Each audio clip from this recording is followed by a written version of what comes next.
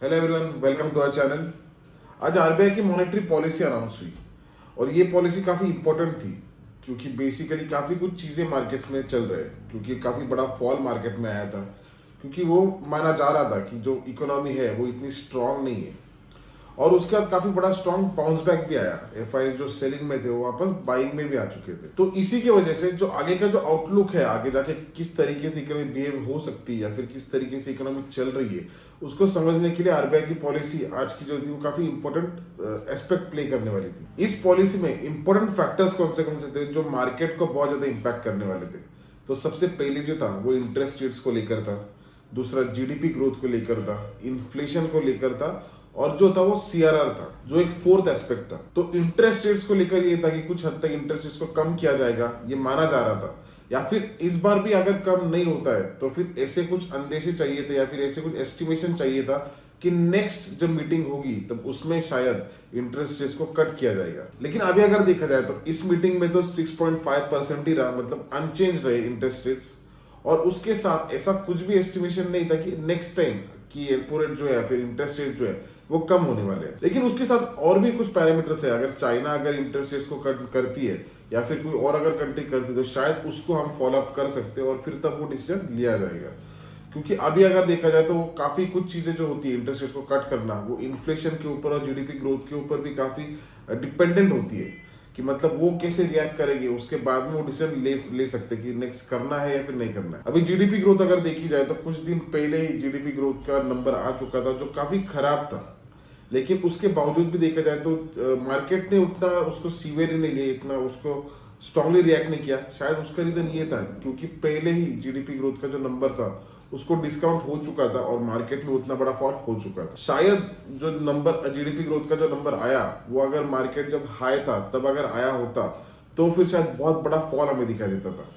लेकिन अगर पहले से ही जीडीपी ग्रोथ का नंबर खराब आता है लेकिन मार्केट भी अगर नीचे है तो फिर और नीचे गिरने को उसके प्रोबेबिलिटी नहीं थी, और पहले वो गिर चुका था तो उसकी जो जीडीपी ग्रोथ का जो नंबर है उसको देखते ही शायद एफआईज ने सेलिंग की होगी या फिर उसको डिस्काउंट किया होगा। और अभी भी अगर नंबर देखा जाए तो 7.4% जो पहले था तो उसके बाद अभी जो नंबर है वो 6.8% है।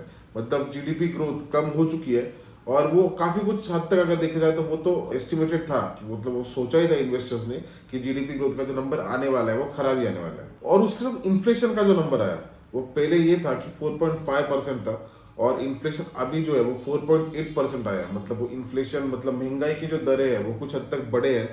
और ये भी जो चीज थी ये कुछ हद तक नेगेटिव प्ले कर सकती है या फिर ये चीज नेगेटिव है क्योंकि इन्फ्लेशन को कंट्रोल में रखना काफी दिनों से गवर्नमेंट के लिए एक चैलेंज रहा है कि इन्फ्लेशन को कंट्रोल में रखना है। और इन्फ्लेशन बढ़ने के पीछे जो सबसे बड़ा जो रीजन था वो फूड इन्फ्लेशन था। फूड इन्फ्लेशन बढ़ने के कारण इन्फ्लेशन ओवरऑल इन्फ्लेशन में यहाँ पे राइज दिखाई दी थी। तो ये कुछ 3 ऐसे फैक्टर्स हो गए कि जो नेगेटिव थे। लेकिन एक जो फैक्टर था वो काफी स्ट्रांगली था जो हमने हमारे जो फ्री टेलीग्राम ग्रुप उसमें डाल दिया था कि सीआरआर को आपको मैच देखना है क्योंकि सीआरआर एक काफी बड़ा फैक्टर रोल प्ले कर सकता है। और एक अनाउंसमेंट क्या है कि सीआरआर जो है कैश रिजर्व रेशियो तो उसको घटाया गया है। मतलब 4.5% था उसको भी 4% किया है। तो इससे होगा क्या? एक्चुअली सबसे बड़ी जो दिक्कत थी बैंक्स के लिए काफी टाइम से वो ये थी कि उनके पास लिक्विडिटी कम थी।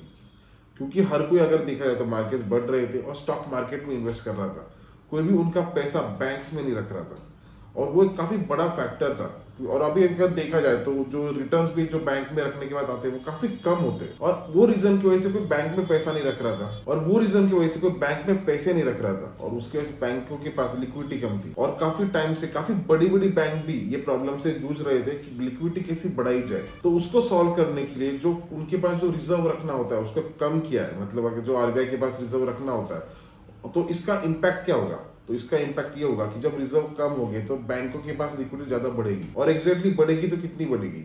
अभी ये जो 0.5% का जो कट है इससे करीबन 1.16 लाख करोड़ की लिक्विडिटी और बढ़ेगी। तो ये बैंक्स के लिए काफी अच्छा होगा और इसका कुछ हद तक फायदा भी होगा। अगर उनके पास लिक्विडिटी रहेगी तो वो लोन्स दे पाएंगे, सब कुछ चीजें वो कर पाएगी।